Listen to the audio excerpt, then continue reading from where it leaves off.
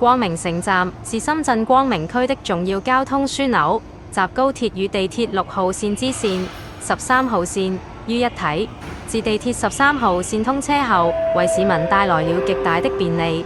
不過呢個車站一邊係港鐵深圳有限公司，一邊係深圳地鐵公司負責，同一個月台感受到兩間公司嘅味道。